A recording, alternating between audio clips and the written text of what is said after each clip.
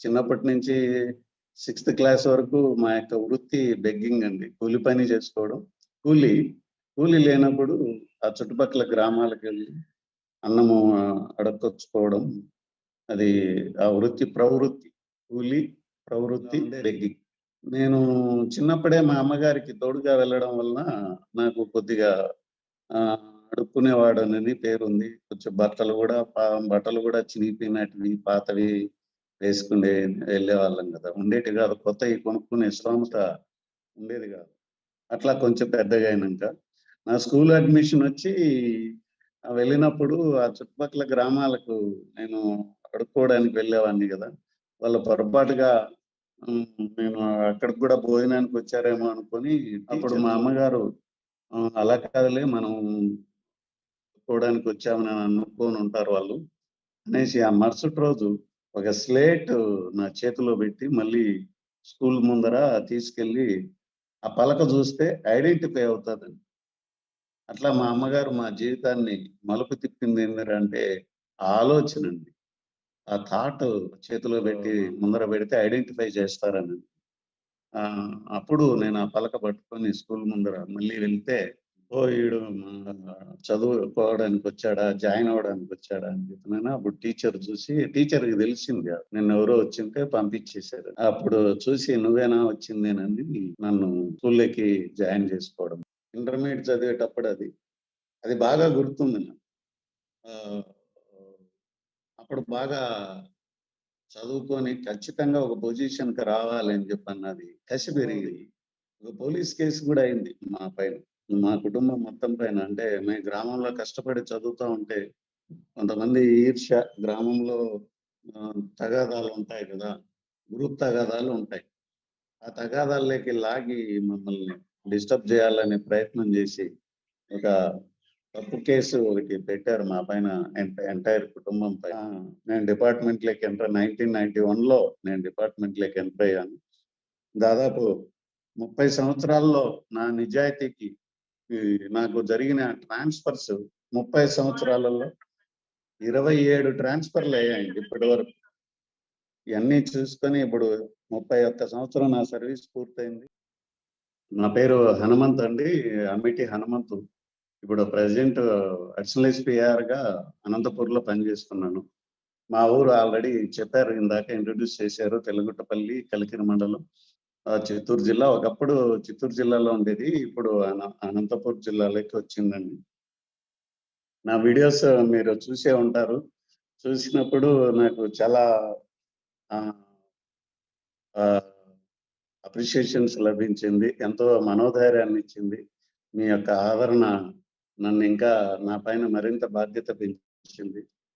దాని గురించి నేను అన్నిటిలోనూ అన్ని ఛానళ్ళకి మాట్లాడడం జరిగింది. ఆహ్, ముఖ్యంగా తల్లిదండ్రులు ఏదైతే పిల్లలకి చెప్పలేక కొన్ని విషయాలు చాలా ఇబ్బందులు పడుతున్నారో, అట్లాగే ఏ విషయాల్లో అయితే పిల్లలు తల్లిదండ్రులతో నిత్యం చిన్న చిన్న మిస్‌అండర్‌స్టాండింగ్స్ జరుగుతా ఉన్నాయో, వాటిల్లో కొంచెం క్లారిటీ వస్తుంది అనే ఉద్దేశంతో నేనలా నా గురించి మాట్లాడడం జరిగింది. ఇది నేను విజయనగరంలోనే ఇప్పుడు ఒక 7 ఇయర్స్ క్రితమే మాట్లాడానండి. అప్పుడు స్కూల్‌లో డ్రాప్ ఔట్స్ నేనెప్పుడైతే నా గురించి చెప్పానో అప్పుడు డ్రాప్ ఔట్స్ జాయిన్ అవుతున్నారు. ఏ స్కూల్‌లో మాట్లాడినా ఒక 5, 6 మంది, ఒక 10 మంది దాకా గూడా రీజాయిన్ అవుతా వచ్చారు.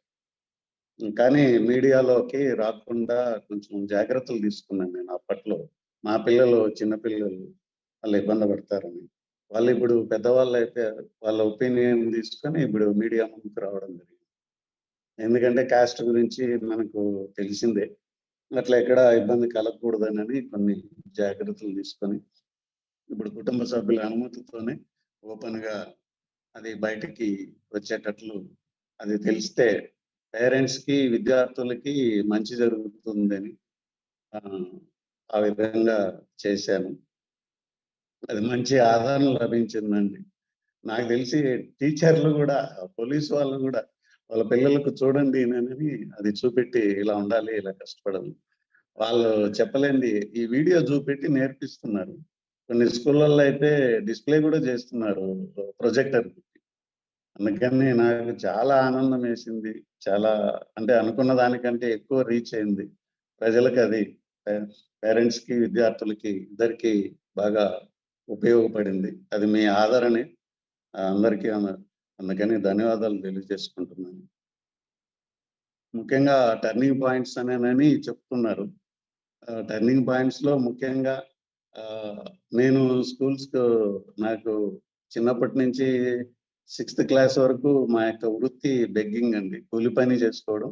కూలీ, కూలీ లేనప్పుడు ఆ చుట్టుపక్కల గ్రామాలకెళ్ళి అన్నము అడక్కొచ్చుకోవడం. అది ఆ వృత్తి ప్రవృత్తి. కూలీ, ప్రవృత్తి, బెగ్గింగ్ ఇలా ఉండేది. నేను చిన్నప్పుడే మా అమ్మగారికి తోడుగా వెళ్ళడం వలన నాకు కొద్దిగా ఆహ్, అడుక్కునేవాడనని పేరుంది. కొంచెం బట్టలు గూడా చినిగిపోయినటివి, పాతవి వేసుకునే వెళ్ళేవాళ్ళం గదా! ఉండేటివి గాదు. కొత్తయి కొనుక్కునే స్తోమత ఉండేది గాదు. ఎవరైనా ఇచ్చినటివే వేసుకునేది. ఇంటర్మీడియేట్ వరకు గూడా నేను పాత బట్టలేనండి. ఎవరో ఇచ్చినటివి. మార్కెట్‌లో ఆ రోజుల్లో సంతల్లో పాత బట్టలు అమ్ముతా ఉంటారు. అయి తెచ్చుకునేవాళ్ళం. రూ. 10 ఇస్తే ఒక జత బట్టలు ఇచ్చేవాళ్ళు. అట్లా కొంచెం పెద్దగయినంక నా స్కూల్ అడ్మిషనొచ్చి వెళ్ళినప్పుడు ఆ చుట్టుపక్కల గ్రామాలకు నేను అడుక్కోవడానికి వెళ్ళేవాడిని గదా! వాళ్ళు పొరపాటుగా నేను అక్కడికి గూడా భోజనానికొచ్చారేమో అనుకోని టీచర్ జూడలేదు. పిల్లలు ఈడ బెట్టరని పంపించేసారు. నాకు తెలిసిన పిల్లలే వాళ్ళు. వాళ్ళ ఇండ్ల కాడ నేను వెళ్ళినప్పుడు వాళ్ళు నన్ను చూస్తూ ఉంటారు గదా! వాళ్ళు జూసి ఇక్కడ అన్నం బెట్టరు పో అని జెప్పని పంపించేసారు.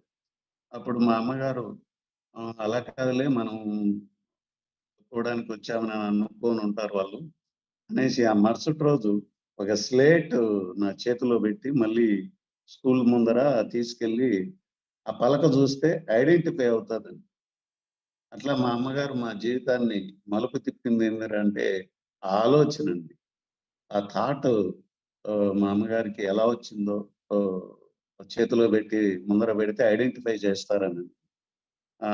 అప్పుడు నేను ఆ పలక పట్టుకొని స్కూల్ ముందర మళ్ళీ వెళ్తే, ఓహ్! ఈడు చదువుకోవడానికొచ్చాడా, జాయిన్ అవ్వడానికొచ్చాడా అని చెప్పినని అప్పుడు టీచర్‌కి తెలిసింది ఆ విషయం. నిన్నెవరో వచ్చుంటే పంపించేశారని. అప్పుడు చూసి నువ్వేనా వచ్చిందేనని నన్ను స్కూల్‌లోకి జాయిన్ చేసుకోవడం జరిగింది. అంటే ఆ స్లేట్ మా అమ్మగారికొచ్చిన థాటే లైఫ్ మొత్తం ఈ ఈ స్థితికి తీసుకురావడానికి కారణం. నేనట్లా చదువుకుంటా ఉన్న రోజుల్లో 3 నా జీవితంలో అతి ముఖ్యమైన టర్నింగ్ పాయింట్స్ అనండి. ఒకటి ఒక కుక్ అండి. మన మా ఎక్స్ సీఎం కిరణ్ కుమార్ రెడ్డి గారి ఇంట్లో నేను ఆ ఇల్లు కన్‌స్ట్రక్షన్ చేసేటప్పుడు మేస్త్రిగా అంటే ఇసక, కాన ఇటుకలు అందించడం, కూలి పని చేస్తూ రాత్రిళ్ళు అక్కడ పడుకునేవాడిని. 1 మంత్ వాళ్ళ ఇంట్లో అక్కడ ఇసుక మీద పడుకునేవాడిని. ఆ సామాన్లకు కాపలాగా. పగలు పని చేసి తర్వాత ఆ కుక్క మన నా జీవితానికి టర్నింగ్ పాయింట్ అండి. రెండో టర్నింగ్ పాయింట్ ఒక ఒక దగ్గర కూలి పని చేస్తూ మధ్యలో పనికి దాహమేసి నీళ్ళు అడిగితే నాకెవరైతే పనిచ్చారో వాళ్ళు ఒక చిప్ప కోసం వెతికారండి. నాకు నీళ్ళివ్వడానికి చిప్పలో పోసి ఇవ్వాలని.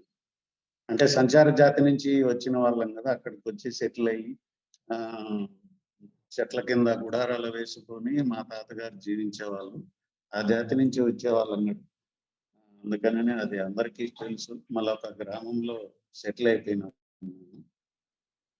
అయితే ఆహ్, ఆ చిప్ప అనేది అప్పుడు నాకు ఇంటర్మీడియేట్ చదివేటప్పుడు అది. అది బాగా గుర్తుంది నాకు. ఆహ్, అప్పుడు బాగా చదువుకొని ఖచ్చితంగా ఒక పొజిషన్‌కి రావాలి అని చెప్పన్నది కసి పెరిగింది. ఈ ఫస్ట్ మళ్ళా తర్వాత మూడోది ఒక పోలీస్ కేస్ గూడా అయింది మా పైన. మా కుటుంబం మొత్తం పైన. అంటే మేము గ్రామంలో కష్టపడి చదువుతా ఉంటే కొంతమంది ఈర్ష్య గ్రామంలో తగాదాలుంటాయి గదా! గ్రూప్ తగాదాలుంటాయి.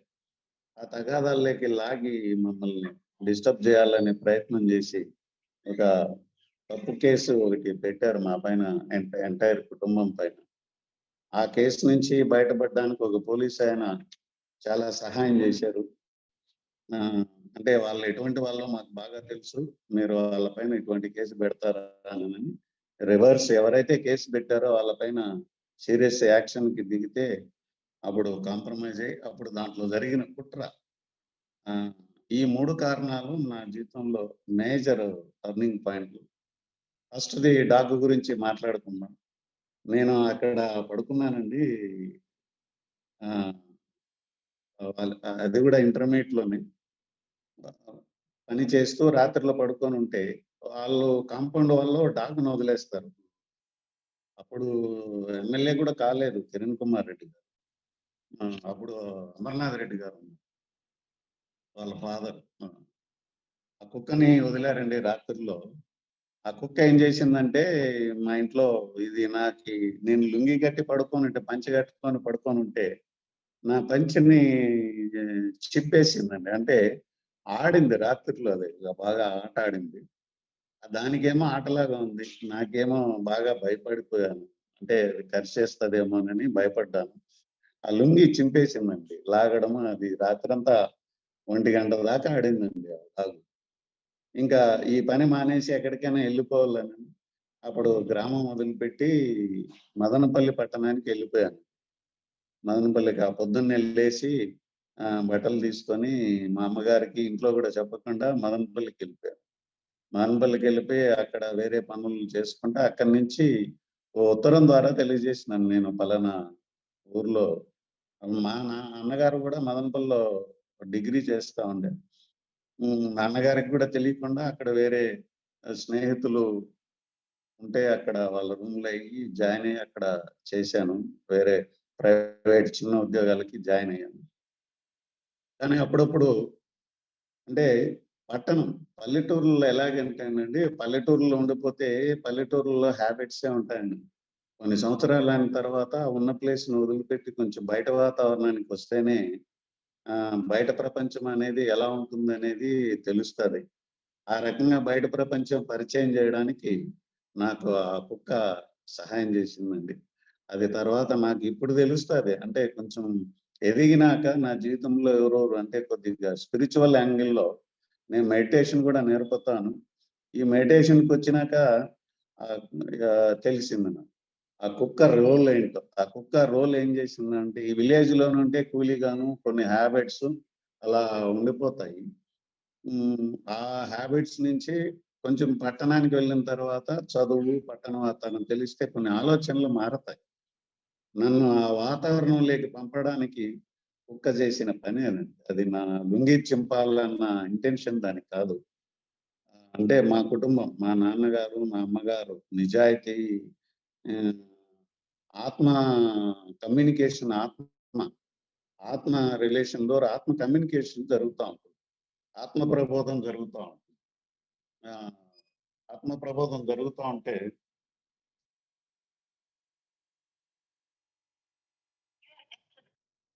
అట్లా జరిగేదండి.